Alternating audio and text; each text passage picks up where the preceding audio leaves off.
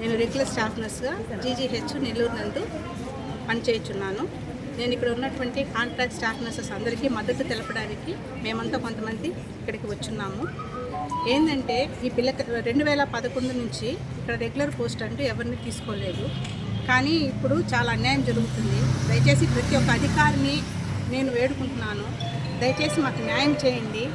ఇక్కడ ఉన్నటువంటి కాంట్రాక్ట్ పిల్లలకి దయచేసి న్యాయం చేయండి. వాళ్ళు చాలా సంవత్సరాల నుంచి కోవిడ్ టైంలో అయితేనేమో అన్ని విషయాల్లో పాపం వాళ్ళు ముందుండి పనిచేసి చాలామంది స్టాఫ్ నర్సెస్ కూడా చనిపోయినారు. వాళ్ళ భర్తలు అందరూ చాలా సఫర్ అయ్యారు.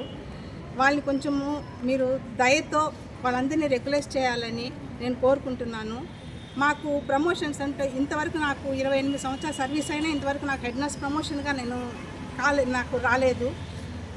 వీళ్ళకైతే మాతో జాయిన్ అయినటువంటి ఏఎన్ఎంలు ఈరోజు పిహెచ్ఎన్ సిహెచ్ఓ స్టేజ్కి వాళ్ళు వెళ్ళిపోయి ఉన్నారు, గెస్టెడ్ ర్యాంక్కి వెళ్ళిపోయి ఉన్నారు. కానీ మేము స్టిల్ ఇంకా ఇదే ఈ స్టాఫ్ నర్స్ దీంట్లోనే ఉన్నాము.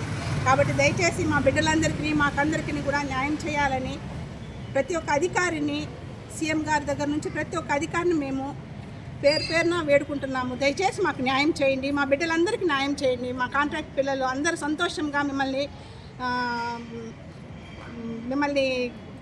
గుర్తించలాగన మాకు సపోర్ట్ చేయమని మేము కోరుకుంటున్నాము. వందనాలు. Thank you.